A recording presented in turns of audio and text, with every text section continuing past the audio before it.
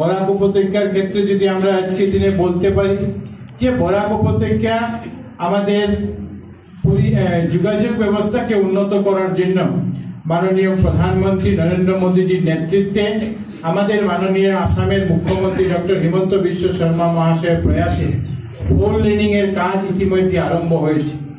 শিলচর সৌরাষ্ট্র যে রাস্তা ছিল, যে স্বপ্ন বাজপেয়ীজি যে পরিযোজনা আমাদেরকে দিয়েছিলেন, যে বাকি অংশের যে কাজ আছে সেই বাকি অংশ যে হারাঙ্গাজাও থেকে শুরু করে আমাদের জাটিঙ্গা পর্যন্ত যে 26 কিলোমিটার রাস্তা, যেটার মধ্যে টোটাল যদি রাস্তা আমরা বলতে পারি নেরেম বাংলো থেকে শুরু করে হারাঙ্গাজাও পর্যন্ত 49 কিলোমিটার ছিল। এই 49 কিলোমিটারের জন্য 1870 কোটি টাকা কেন্দ্র সরকার মোদীজি সরকারের সময় দেওয়া হয়েছে এবং এর মধ্যে 49 কিলোমিটারের মধ্যে 23 কিলোমিটার ইতিমধ্যে সম্পূর্ণ হয়েছে। নেরেম বাংলো থেকে শুরু করে জাটিঙ্গা পর্যন্ত কাজ সম্পূর্ণ হয়েছে। জাটিঙ্গা থেকে হারাঙ্গাজাও পর্যন্ত যে 26 কিলোমিটার রাস্তা, এর মধ্যে প্রায় 10 কিলোমিটার সম্পূর্ণ হয়েছে। বাকি যে অংশ আছে এই অংশ 2026 সালের জানুয়ারি মাসের মধ্যে সম্পূর্ণ করে এই রাস্তাকে পূর্ণাঙ্গ রূপ যাতে দেওয়া যায় সেই চেষ্টা কেন্দ্র এবং রাজ্য সরকারের মাধ্যমে আজকের দিনে আপনারা জানেন চলছে। শিলচর থেকে আমাদের যোগাযোগ ব্যবস্থাকে উন্নত করার জন্য, শিলচর থেকে বাইরেংটি পর্যন্ত মিজোরামে যুক্ত করার জন্য সেখানে 4 লেনিং এর কাজ আজকের দিনে চলছে। প্রায় দুটা প্যাকেজে প্রায় আজকের দিনে 40% উপর কাজ আজকের দিনে সম্পূর্ণ হয়েছে। আজকের দিনে আমরা মণিপুরের সঙ্গে যুক্ত করার জন্য শিলচর জিরিবাম 4 লেনিং এর কাজ চলছে, দুটা প্যাকেজে এটারও কাজ আরম্ভ হয়েছে। আমরা জানি যে শিলচর থেকে চুরাইবাড়ি পর্যন্ত ত্রিপুরাকে যুক্ত করার জন্য সেখানে প্রায় 4000 কোটি টাকার অধিক টাকা কাজ 7টা প্যাকেজের মধ্যে প্রায় 3টা প্যাকেজের কাজ আরম্ভ হয়েছে।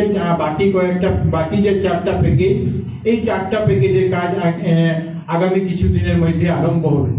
আমাদের সরকারের প্রতিশ্রুতি ছিল যে আমাদের সরকার বরাক নদীর উপর আমরা নতুন 4টি নতুন ব্রিজ আমরা স্থাপন করব। আর আপনারা জানেন যে আমাদের সরকারের সময় ঘোষণা হয়েছিল, আর আমাদের সরকার আসার পরে অন্নপূর্ণা ঘাটে যে বরাক নদীর উপর যে সেতু, সেই সেতুর কাজ সম্পূর্ণ হয়েছে। আজকের দিনে সিলঘাটে ব্রিজের কাজ চলছে। আজকের দিনে সোনাবাড়ি ঘাটে সেই যে ব্রিজ, সেই ব্রিজের কাজ শুরু হয়েছে, চলছে। আমাদের 5 গ্রাম বাইপাসে বরাক নদীর উপর, আমাদের বদরপুর বাইপাস বরাক নদীর উপর ব্রিজের কাজ ইতিমধ্যে আরম্ভ হয়েছে। কাটাখালে নতুন পুরানা যে রেল ব্রিজ ছিল সেখানে নতুন ব্রিজ ইতিমধ্যে স্যাংশন হয়েছে। নতুন যে প্যাকেজ 1-এ সেই কাজ ইতিমধ্যে আরম্ভ হওয়ার কথা আছে।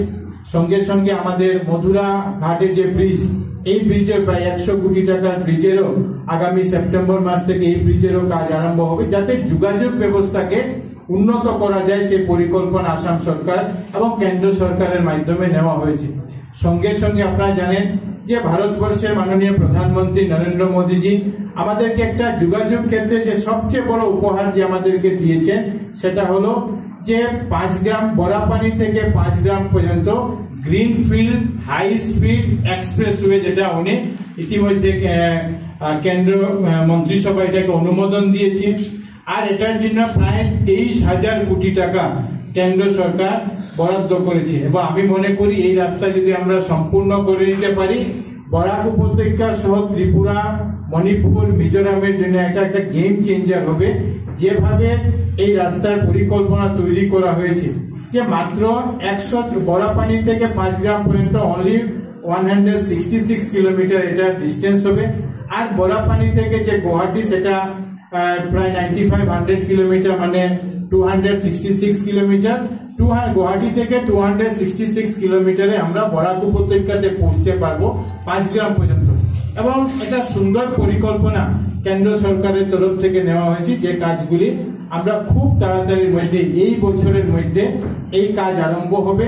আর এই কাজ আরম্ভ হওয়ার সঙ্গে সঙ্গে আমাদের ইচ্ছা আছে, মাননীয় মুখ্যমন্ত্রী মহাশয়ের ইচ্ছা আছে যে আমাদের এই রাস্তার যখন আমরা শিলান্যাস করব, আর সঙ্গে সঙ্গে আমাদের জানেন আপনারা একটা নতুন বিমানবন্দরের পরিকল্পনা এখানে চলছে। দুটি কাজেরই যাতে ভারতবর্ষের প্রধানমন্ত্রী নরেন্দ্র মোদীজিকে এনে এই কাজে যাতে শুভারম্ভ করা যায়, এই পরিকল্পনা আসামের মাননীয় মুখ্যমন্ত্রী ডক্টর হিমন্ত বিশ্ব শর্মা মহাশয় নিয়েছে।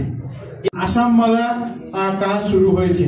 আসাম মালা 1, আসাম মালা 2, এখন আসাম মালা 3, এই তিনটি কাজ ইতিমধ্যে আমাদের সরকার আরম্ভ করেছে যাতে যোগাযোগ ব্যবস্থাকে আমরা উন্নত করে দিতে পারি। বরাক উপত্যকায় যে মেডিকেল কলেজ আপনারা জানেন যে 1968 সালে এই মেডিকেল কলেজ আরম্ভ হয়েছিল, আর দীর্ঘ প্রায় 54 বছর পর আমাদের 56 বছর পর দ্বিতীয় মেডিকেল কলেজ রামকৃষ্ণনগরের দ্বিতীয় মেডিকেল কলেজের কাজ আরম্ভ হয়েছে। মাননীয় মুখ্যমন্ত্রী মহাশয় ইতিমধ্যে ঘোষণা করেছেন, জমি খোঁজার কাজ চলছে যে হাইলাকান্দি জেলাতেও যাতে একটা নতুন মেডিকেল কলেজ আমরা করতে পারি।